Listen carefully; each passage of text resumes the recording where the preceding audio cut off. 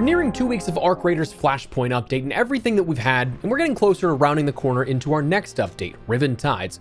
So what kind of things can we expect to see with that upcoming update and, well, even beyond?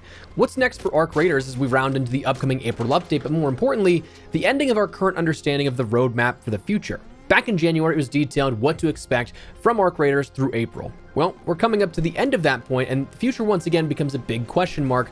But what kind of hints have we seen dropped in regards to the future? Today, we're taking a first look of sorts at Riven Tides and discussing what's coming with that and what may lie beyond for the game. Drop your thoughts as we go along, drop a like if you enjoy the video, and make sure to subscribe to stay up to date with all things Arc Raiders and even more FPS content. I'd love to have in the community.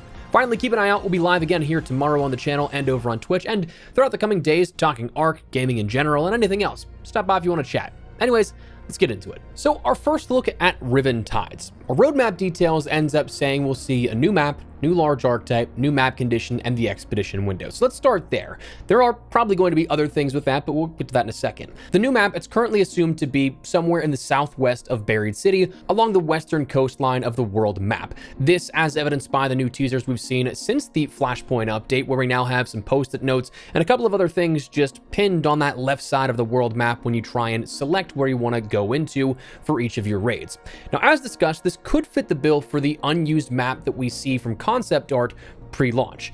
Now, whether or not that's actually going to be it one-to-one, we don't know, but this sort of coastal city seems to fit the bill again of what would make sense for a coastal teaser. Not to mention, a lot of the concept art that we see by the same artist has already become a map that's in the game. Early versions of Spaceport, Dam, Buried City, and the likes, those works of art have all amounted to something in-game, whereas this, it's one of few that hasn't, so kind of checks out. Now, the new large arc, there's no specific details or teasers just yet. Many consider that it could be the previously seen, what players call the Bishop, a draft-style arc from the pre-alpha days years ago in developmental footage seen in recent documentaries, but there's no genuine hints beyond assumptions, hunches, stuff like that.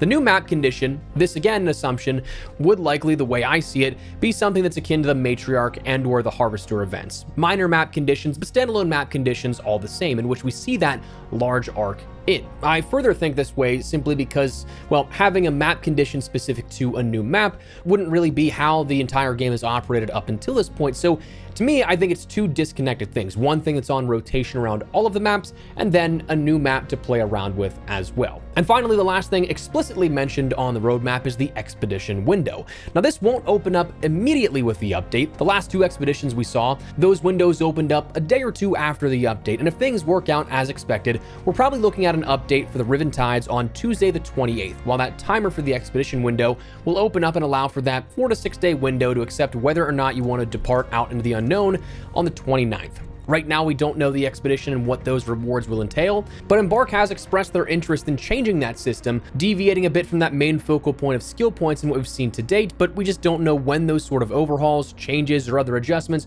will be announced, let alone enacted. But the expedition and the reset will be right over the hump when it comes to the Riven Tides update.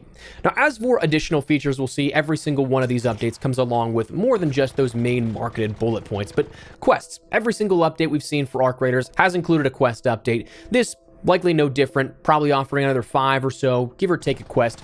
But given that we end up seeing things like a new large arc, we're also likely going to see new crafting parts. New large arc parts, that's going to lead surely to new crafting items. With the most recent Flashpoint update, we did end up getting things like the Assessor Matrices and Vaporizer Regulators, those having some weight as the Regulator is a part of the new Delabra Legendary Shotgun, but the Assessors still haven't been used for anything. But when you consider the existing large arc parts, the Matriarch Reactors, Queen Cores, those of course are tied to crafting items of the original legendary weapons. In my mind, there's no way we don't see those initial parts being in the equation, and as such, we're likely to see more weapons introduced with Riven Tides as well. Whether it's something like the Jupiter, an equalizer akin to the Harvester and the Queen, where the blueprint is found only with those large arc events, or the Aphelion, how it was before it shifted to being a Stella exclusive blueprint and it being associated with the Matriarch. Surely there's bound to be another blueprint of another weapon or two that those cores of the new large arc will probably be required to craft. Quality of life updates we could end up seeing expanded upon here. Pure speculation. I think it'd be cool to see further crafting improvements. I'm curious to see if that bug was a bug or if it was a future feature leak of that rumored tier 5 upgrade system, things like that.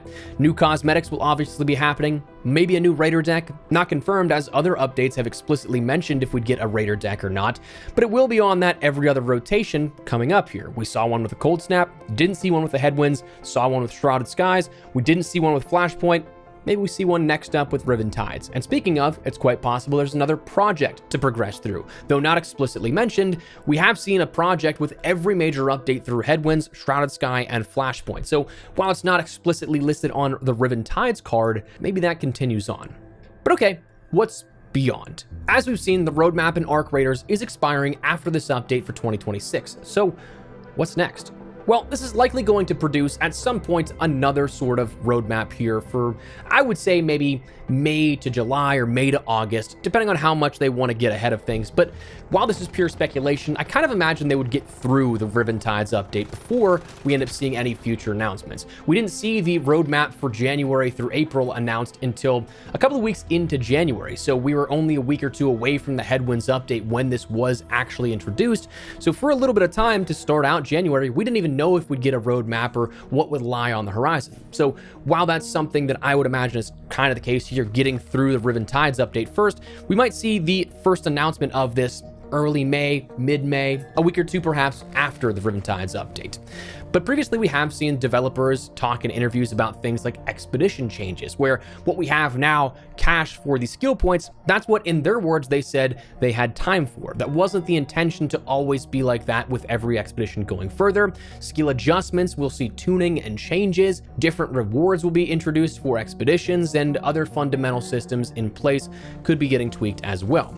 Personally, what I'd like to see is a slightly quicker cadence of content. Not necessarily like 5 months between maps. I think I'd be cool with like even 3. You could do a cool rotation of like map, quality of life update the next month, map update like we saw with Dam, the controlled access zone the month to follow, and then on that rotation again, a map after that. But a new map once every 5 months, while I'm personally still loving Arc Raiders and still having a blast with it, I totally understand why for a lot of players that want that kind of content, the more substantial things, 5 months is quite a bit of time to wait between those. So I'd like to see a little bit more content cadence here on this one. I'd like to see some more arc variants as well. While I think there's a lot that we can end up seeing with different arc types, you do have those, pardon for a lack of better term, archetypes of arcs, that getting away from those in some particular area could definitely be cool and nice for some of the gameplay variants there. More standout weaponry would be cool. I think it'd be awesome to see some match events. I still think it'd be really cool to see something like either a specific LTM, like not something that's all the time, or maybe like a major map condition, but it's on rotation once, twice a day, a couple of times a week, where it is maybe perhaps a PvE where everybody goes and fights the Emperor. They fight a large arc or something like that, where everybody's working together to take down this existential threat. But it doesn't take away from the regular gameplay experience. But I'd also like to see some changes to some of the foundational systems we see in place to make things a little more interesting, spice it up a little bit, and to just overall refine some of the systems in place. Personally, I'd like to see different expedition requirements and rewards. Obviously, we've seen cash for skill points the last couple of expeditions here. Potentially, again, going further into this next expedition, it has been something that developers have mentioned they want to get away from that and change things up, but I'd like to see what they could end up pulling out for there. While I don't personally have any issue with the gathering cash or value of your stash overall, plus what you have banked, I do think some of the rewards could be changed. I think for a lot of people, one of the big things for why they don't take part in expeditions is because it's just so much work to redo all of that when normal life gets in the way. Like, a lot of players will only play a couple of hours a week. That's totally fine, that's great and everything, but it also makes perfectly logical sense why they don't want to reset and start that grind over. So for a lot of people, things like blueprints, saving 1, 2, or 3 of those per season could be something that's incentivizing at that point, where I've championed the idea since the very beginning of the game. I'd love to see this happen, but like in lore, your raider departs and leaves that room for the next air quote generation, the next raider to come in there, so they could just be like, hey raider, here's what helped me out, my parting gift to you. And it's like 1, 2, or 3 blueprint recipes to carry over from the last expedition into your reset and starting off fresh there. And personally for me, I've said it before, I don't think that that's really too big of a like scaling issue for a problem for getting you too far ahead, because you still have to upgrade your benches, you still have to get all of the requirements for things like if you wanted to get a survivor augment blueprint crafted early on, or the Tempest or something like that as a weapon. You still need to go through all of the actual foundational hoops to end up getting to that point, but you just have the ability to jump right in when you get that versus doing that and then trying to find the blueprint on top of that. I think different yields and rewards for quests after doing them 1, 2 times or more for those completions is definitely needed. That's one of the big things that with this expedition this time around, while I'm still going to progress far enough here just to say that I did them and complete the quest to get the blueprints so I can have 77 out of 77 come season's end, I have at this point not cared at all about the quests at all this time around, just because they're the exact same rewards for doing the exact same thing. There is no real incentive, XP, other rewards, blueprints, whatever the case, outside of doing something you've already done. Like if there's something that comes along with a charm that you end up earning, you're gonna earn that same charm again, but you don't actually because you've already had it unlocked. Same thing with expedition specific ranks. The level 75 Sforza skin is my favorite skin in the game, absolutely, but it would be nice to not go for that 3 times in a row. Like to be able to have expedition specific level 75 skins, I think would be pretty cool. Instead, we've had the same skin the last 2 expeditions, or I guess 3 seasons because you had it at launch, Expedition 1 and then Expedition 2 that were on the back end now at that point that you can go through, and you're not really unlocking those again. So I think having those expedition window specifics to end up showing, hey, this is what I achieved in this season or in this expedition, because people can be behind. So like you could end up getting that skin, partaking in the next expedition or 2 beyond that, however many you're back. But I'd like to see some different rewards for that as well. I think that skill adjustments and reworks are definitely worthwhile. There are some that I do not care at all. To make those a little more competitive, I think would be something that would be really nice to see and kind of cause a little bit more deliberate choice in how you approach crafting your raider. Further endgame mechanics would be cool, though, truth be told, that's a whole different thing I'd have to dive into and map out, because there's a lot that could be said, while also recognizing that for a lot of players, that's not a big deal. So like different story, different day type thing. And then I'd also like to see additional items to balance use out. Augments are a great example of this, because like the Survivor Mark III augment, that's really the only one players care to use if they have it. It would be cool to see other existing augments buffed or other ones introduced that carry more weight and value to use those, so that you're consciously making that choice. Do I use the Survivor or do I use something else?